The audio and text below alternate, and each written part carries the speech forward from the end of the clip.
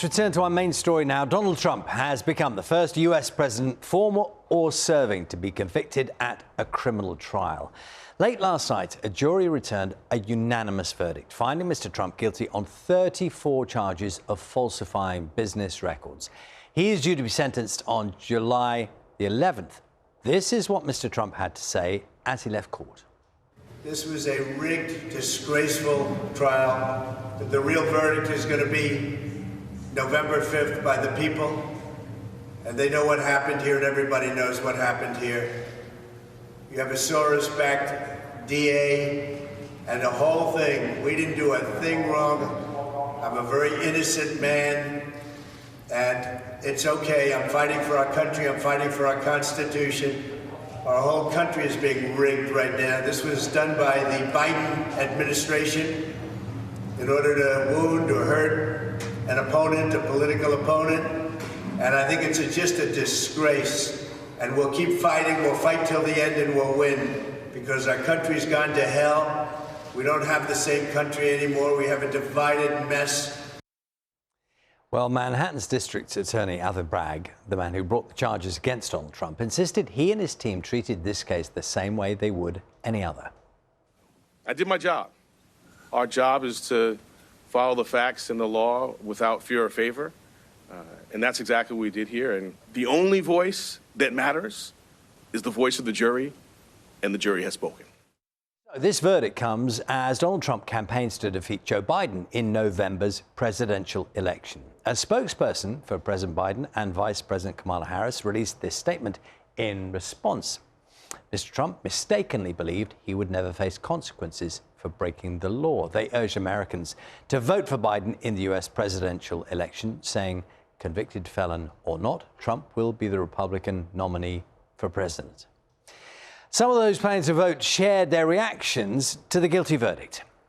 I don't know what to say. I did not think that this was actually going to happen, and I can't believe it. It's about time he was held accountable for something. I can't believe it. It's amazing. This is something that has shown to all of the American people out there how corrupt our government and our court systems have become. Let's talk to Kellie Meyer, who is a journalist and was outside the courtroom yesterday when that verdict was announced. Kellie, hello. Thank you so much for talking to us. You've had a busy 24 hours or 12 hours or so. We were talking to our correspondent, John Sudworth, a little earlier, and he was just saying you could cut the atmosphere with a knife as those guilty verdicts were given by the jury. What was it like? Yeah, and thank you for having me. I was outside of the courthouse as this verdict was reached. And I think there was, even as it was reached, there was this kind of just this tense feeling in the air. No one really thought that it might have been coming today. We thought it might have taken another day, because just moments before they had said that it was 4:30, they were going to break for the day. And then they came back and said that the verdict was reached. Then they said they needed another 30 minutes. And of course, the anticipation was building, growing more tense. And then they read out the counts. We learned that he was guilty on 34 counts. We know from our producers inside that courtroom that there was this audible gasp inside the courtroom when those were read out loud.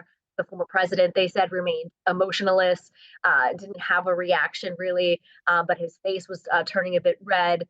You know, obviously what you played after that, the soundbite and the comments from the former president as he came out of the courtroom.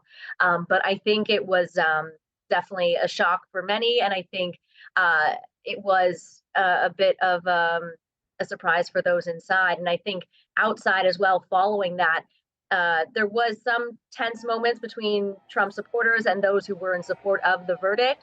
But generally, things were fairly calm outside, with the crowd dissipating after a few hours. Kellie, what's the implication? Because it is largely expected that he will be nominated, you know, to run for president by the Republicans. But is it going to happen? It's really interesting because the sentencing, they said, is on July 11th, which is just days before the Republican National Convention, where Republicans will nominate him to be their nominee for the Republican Party. It also comes as there's a debate in between that time frame between the former president and the current president. And then now we're just months away from the 2024 election. As soon as this verdict was reached and this all came down, that they immediately put out a fundraising email for the Trump campaign. I'm curious to see how much they raise in that 24 hours. We've seen this time and time again with the Trump campaign over the last year as he's faced these sort of indictments and charges and in these various cases across the country. And he continues to fundraise off them and his support only growing.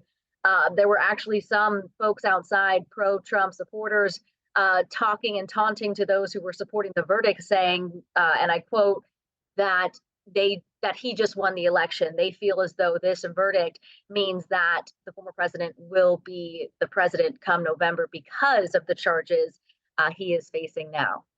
And when it comes to sentencing, what are the permutations? What are the possibilities in terms of what he could face? There is this question of whether or not he will face any jail time, and I'll leave it for the legal experts to analyze whether or not he will end up with that. There's some debate over whether or not, as a first-time felon and conviction here under these counts, that he will not. And he can still run for the presidency. He can still be in this campaign going forward.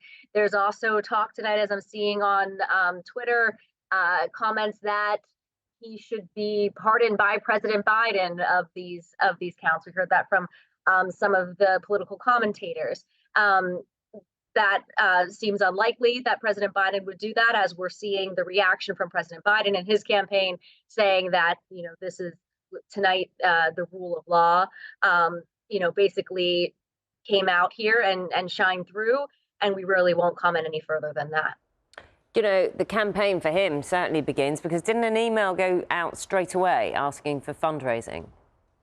Absolutely. And on both sides, really. We were seeing the former president's campaign immediately throwing out that fundraising email. And actually, we heard that the website went red and the former president's campaign site crashed due to the amount of people and the traffic that they were getting, they said. But we're also seeing the Biden campaign also pushing out fundraising emails and text messages.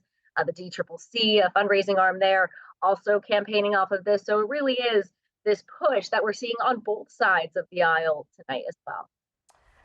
Kellie, good to talk to you. Thank you so much. That's Kellie Meyer, who's the Washington correspondent for News Nation, who was outside the courtroom when that verdict was delivered. Yeah, it's worth saying if you want more on Donald Trump's conviction, you can listen to a special episode of the Americast podcast, available now on BBC Sounds.